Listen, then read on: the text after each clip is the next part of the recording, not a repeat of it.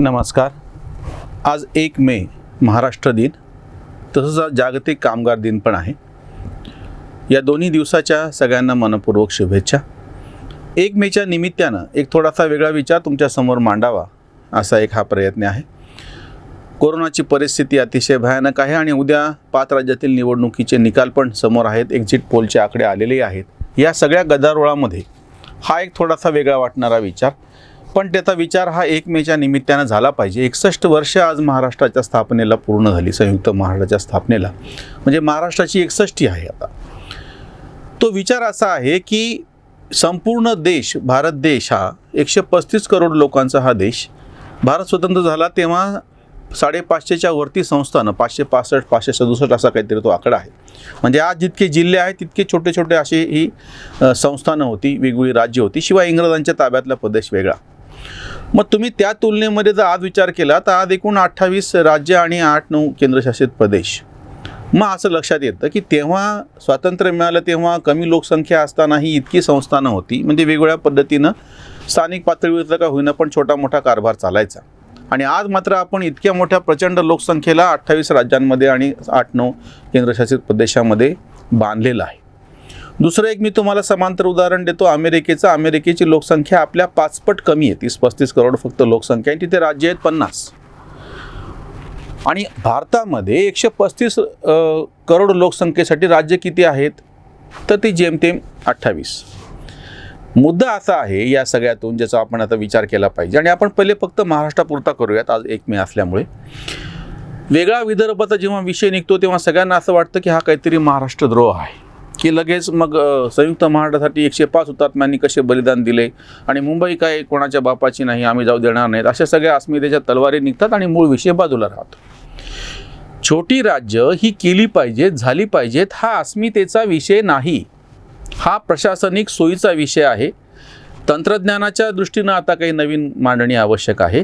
आणि अजून एक महत्त्वाची गोष्ट की गेल्या काही वर्षांमध्ये आपण सातत्यानं अनुभव घेतो आहोत. 1 नेशन 1 टॅक्स. वेगवेगळी राज्य होती, त्यांची कर रचना वेगळी होती. GST आल्याच्या नंतर एक सर्व समावेशक असा, सगळ्यांना सारखा असा ही कर रचना आली. त्याच्यानंतर 1 नेशन 1 मार्केट, बाजारपेठ एकत्र सगळे असावी, जशी आता शेतीमालाच्या बाबतीमध्ये ती आग्रहानं मांडणी चालू आहे. इतरांच्या बाबतीमध्ये GST आल्याच्या नंतर एक बाजारपेठ आपोआप होऊन गेलेली आहे. रस्ते बांधणीसाठी नॅशनल हायवेज आपण जेव्हा तयार करतो, राष्ट्रीय महामार्ग, तेव्हा राज्यांचा वेगळा विचार होत नाही, संपूर्ण देशाचा विचार होतो. त्यानंतर रेल्वे, ते पण संपूर्ण देशासाठी आहे. रेल्वेचे विभाग पण त्याप्रमाणे पाडले गेलेले आहेत. त्याचाही सुद्धा विचार राज्यांप्रमाणे आणि प्रदेशांप्रमाणे केला गेलेला नाही. पाण्याच्या प्रश्नाच्या बाबतीत तुम्ही जर म्हणाल तर वारंवार असं लक्षात आलेलं आहे की पाणी प्रश्न हा नदीच्या खोरेनिहाय सोडवावा लागतो.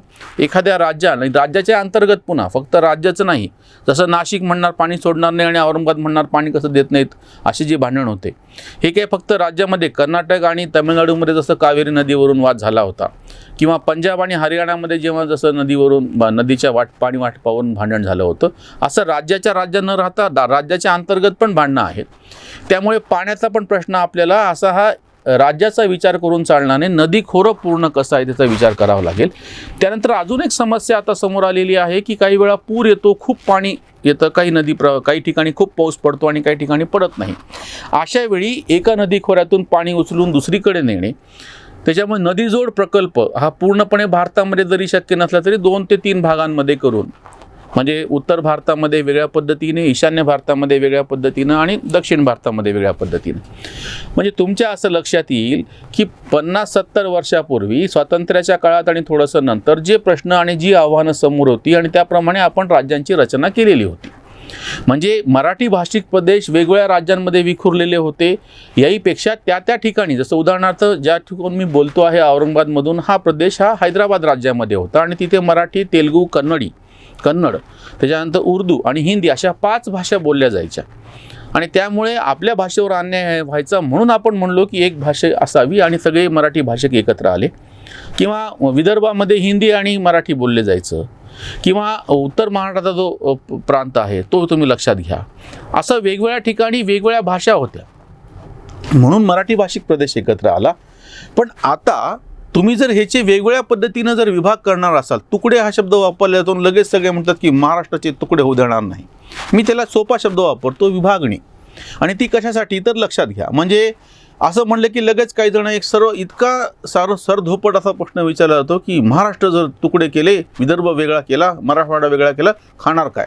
म्हणजे जसं काही ते मुंबईमधून एक काहीतरी तिथे पैशाची काहीतरी टाकसाळे म्हणतो आपण, नोटांचा कारखाना आहे आणि तुम्हाला पैसे भेटत आहेत. काय होतं, जुन्या काळामध्ये व्यवस्था अशी होती की एखाद्या कंपनीचं, मोठ्या आस्थापनेचं कार्यालय जर मुंबईमध्ये असेल तर त्यांचा सगळा जगभराच्या व्यवसायाचा कर त्या ठिकाणी गोळा करायचा, म्हणून दिसताना उत्पन्न तिथलं दिसायचं. आता नवीन व्यवस्थेमध्ये ऑनलाईन भरपूर गोष्टी आल्यात, बँकिंग ऑनलाईन आलेले, कितीतरी व्यवहार ऑनलाईन होतात. अशा काळामध्ये भौतिक जागा ही दुय्यम झालेल्या आहेत. कालपर्यंत संपर्क करायची ज्या अडचणी होत्या त्या आज दूर झालेल्या आहेत. अगदी बाजारपेठसुद्धा सगळीकडचा माल एखाद्या ठिकाणी यायचा आणि तिथून परत वितरित व्हायचा. तसं न होता आता ऑनलाईन जिथं जिथं गरज आहे त्या पद्धतीनं शेतमाल आणि इतर गोष्टींचं वितरण होतं. अशा वेळी तुम्ही जेव्हा असं म्हणत असाल की बाबा उत्पन्न एखाद्या विशिष्ट ठिकाणाला आहे दुसऱ्या ठिकाणाला नाही, म्हणून ही गोष्ट आता नवीन ह्याच्यामध्ये याला काहीच अर्थ उरलेला नाही आहे. म्हणून ह्या ज्या सीमा आहेत, आताच्या जो प्रदेशाच्या सीमा तुम्हाला दिसतात त्या फक्त कागदोपत्री आहेत, भौतिक पातळीवरती आहेत. व्यवहाराच्या पातळीवरती त्या सीमांना दुय्यम अर्थ आहे. म्हणून राज्य ही छोटी असली पाहिजेत. आपण आता भारताचा विचार बाजूला ठेवूयात, भारतामध्ये किमान 100 राज्य असली पाहिजे अशी भाजपचीच मागणी होती आणि गेल्या 7 वर्षापासून हा पक्ष सत्तेमध्ये आहे. त्यांना जे बाकीचे दुसरे प्रायोरिटीचे विषय घ्यायचे होते म्हणून असेल करायचे, त्यांनी याच्याकडे लक्षात दिलं नाही. त्यांचीच मागणी होती स्वतः. वेगळ्या विदर्भासाठी भाजपने जास्त आंदोलन केलं होतं आणि भाजपचा मुख्यमंत्री असताना वेगळ्या विदर्भाची मागणी मंजूर झालेली नाही.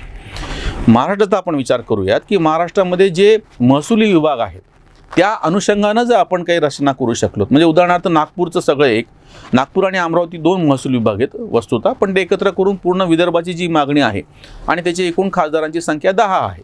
मी खासदार यासाठी म्हणतो की तुम्हाला ते लक्षात यावं. म्हणजे 11 खासदार असलेलं पंजाबचं एक राज्य असू शकतं, मग त्यात अगदी 2 खासदार असलेलं गोव्याचं एक राज्य आहे, म्हणून विदर्भ हे 10 खासदारांचं एक राज्य. त्यानंतर उत्तर महाराष्ट्र हे स्वतंत्र भाग. नगरचं समावेश उत्तर महाराष्ट्राच्या ह्याच्यामध्ये करावा का पश्चिम महाराष्ट्राच्या मध्ये करावा हा वेगळा मुद्दा आहे, त्याच्यावरती थोडाफार वाद होऊ शकतो. पण उत्तर महाराष्ट्र धुळे, जळगाव, नंदुरबार, नाशिक आणि नगर हा एक विभाग. दक्षिण महाराष्ट्र पुणे, सोलापूर, सातारा आणि सांगली यांचं, कोल्हापूर यांचा एक विभाग. आणि कोकणपट्टी एक स्वतंत्रपणे करावं, कारण की तो चिंचोळा प्रदेश आहे, त्याचा विकास विशिष्ट पद्धतीनं झाला पाहिजे आणि मुंबई स्वतंत्र असावी.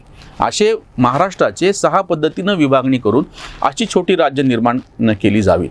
ही गरज का आहे? काही जणांना असं वाटतं की मग हा काही महाराष्ट्रद्रोह आहे आणि हे काही मराठी माणसाच्या अस्मितेचा हा विषय आहे. तुम्ही एक लक्षात घ्या, आताही व्यवहाराच्या पातळीवरती अशी विभागणी आपण करतच असतो. प्रशासन जे आपल्याला बाकी एरवी सांगतात ना, त्यांनी सुद्धा त्यांच्या सोयीनं काही विभागणी केलेली असते. मी तुम्हाला उदाहरण म्हणून नगर जिल्हा सांगतो. नगर जिल्हा हा असा आहे संपूर्ण महाराष्ट्रामध्ये की हा जिल्हा महसुलासाठी नाशिकला जोडलेला आहे, त्याचं मुख्यालय नाशिक आहे. हा जिल्हा न्यायालयासाठी औरंगाबादला जोडलेला आहे, औरंगाबादच्या खंडपीठाशी तो जिल्हा जोडलेला आहे. म्हणजे त्या उत्तर महाराष्ट्रातले धुळे, नंदुरबार, जळगाव आणि नगर हे 4च जोडलेले, तिकडं नाशिक जोडलेलं नाही आहे का ते जाणे. म्हणजे अशा काही आणि विद्यापीठासाठी नगर जिल्हा हा पुण्याला जोडलेला आहे. म्हणजे तुम्ही त्याच्या बाजूला असलेले जे 3 मोठे मोठे केंद्र आहेत, एकीकडं पुणे आहे, नाशिक आहे आणि औरंगाबाद आहे, आणि हा नगर जिल्हा विविध प्रशासनिक सोयीसाठी म्हणून वेगवेगळ्या ठिकाणी जोडलेला आहे. बरं, हे करत असताना काय अडचण आली का? म्हणून आज ज्यांची असं म्हणणं असतं ना की वेगळं राज्य झालं तर काय होऊ शकेल आणि काय अडचण होईल, असं काहीही नाही. त्यामुळे हे लक्षात घ्या, ही प्रशासनिक सोय आहे. आणि व्यवहाराच्या बाबतीमध्ये आता GST आल्याच्या नंतर ज्या ठिकाणाहून ती कर रचना गोळा झालेली आहे त्याचा एक विशिष्ट वाटा त्याच्यामध्ये जाईल आणि केंद्राचा वाटा केंद्राला जाईल. त्याच्यामुळे आधीसारखं की मुंबईकडं पैसे होते म्हणून मुंबई राहणं आवश्यक आहे, आता मुंबई गेली तर कसं व्हावं, ह्याला काहीही आता व्यावहारिकदृष्ट्या अर्थ उरलेला नाही. ज्यांना अस्मितेच्या तलवारी परदायच्या आहेत त्यांनी त्यांच्या पद्धतीनं त्या परदत राहाव्यात. दुसरा एक मुद्दा आहे ज्याचा खरंच गांभीर्याने विचार झाला पाहिजे, तो म्हणजे तंत्रज्ञान.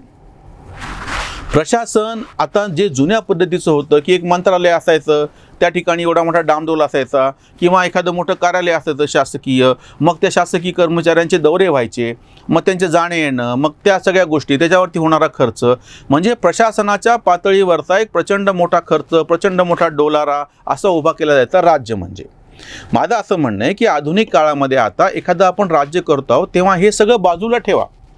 आणि एखादं छोटं राज्य ते सुटसुटीतपणे असावं, काही डामडोल नसावा, तिथला मुख्यमंत्री तिथले मंत्री जसं VIP कल्चर बघता बघता या मोदी शासनाच्या काळात हद्दपार झालं, लाल दिव्याच्या गाड्या.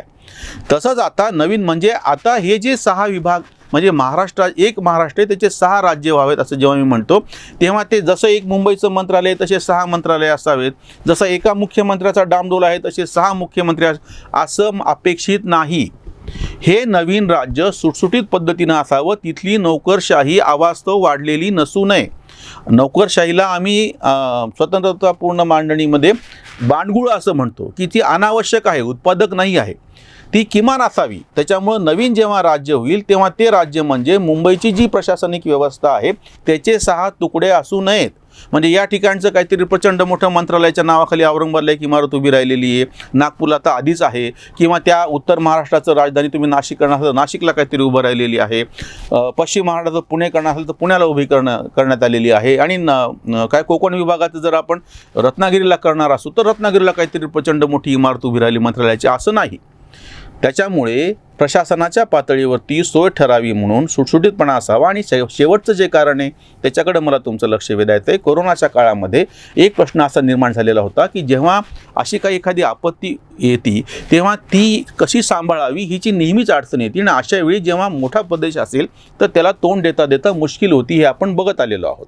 आणि अशा वेळी सगळे सांगतात की केंद्रानं मदत करायला पाहिजे, केंद्रानं हे द्यायला पाहिजे, केंद्राने निधी द्यायला पाहिजे. जर महाराष्ट्राच्या साठीचा निधी महाराष्ट्र स्वतंत्रपणे ही समस्या सोडवू शकत नाही आणि केंद्राकडून मागणार असेल तर आम्हाला मुंबईची मध्ये दलाली कशाला पाहिजे? मराठवाडा स्वतंत्रपणे दिल्लीला निधी मागेल, विदर्भ स्वतंत्रपणे दिल्लीला निधी मागेल. तसंही आता आपण उच्च न्यायालयाचे जे 3 खंडपीठ आहेत, नागपूर खंडपीठ आहे, औरंगाबाद आहे, मुंबई आहे, दुसरं एक गोवा पण आपल्याला जोडलेलं, पण ते आपल्या राज्यात येत नाही.